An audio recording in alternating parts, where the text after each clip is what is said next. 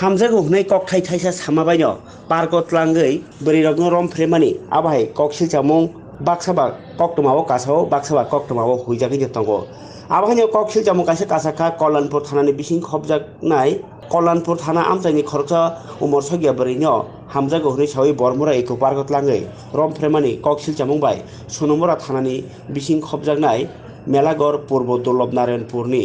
Kisan Debnath no Romkha Telemora thanani police oro kok silchajaka o bukhukni mangpli sitrano social media o piri rubui blackmail khlainani chaitokmani bagino obo tabuk Telemora thanao case khlaijago aboni regui babaisa phasing rom fremani tai babaisa phasing pokso kerongni bisingtui case yasagi naitukna angkhorino o kok rok angkhore phayoni saikhnarka Telemora thanani osi Rajiv Debnath অভিযোগ করে যে ওনার নাবালিকা কন্যার সঙ্গে অবৈধ কিছু ঘটনা ঘটেছে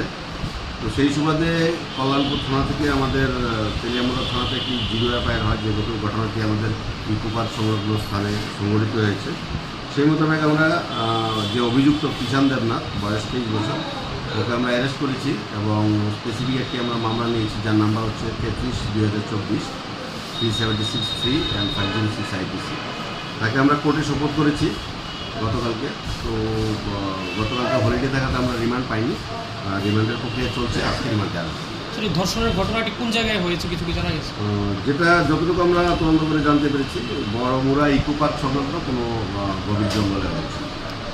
আসামিকে কি রিমান্ডে আনা হয়েছিল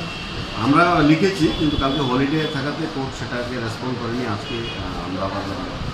প্রসেস করেছি আজকে রিমান্ডে আমরা পাবো মেয়েটার সঙ্গে ঘটনা হয়েছে মেয়েটার বয়স কত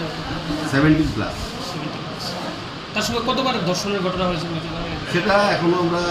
তদন্ত করছি তদন্ত করে আমরা করছি তদন্ত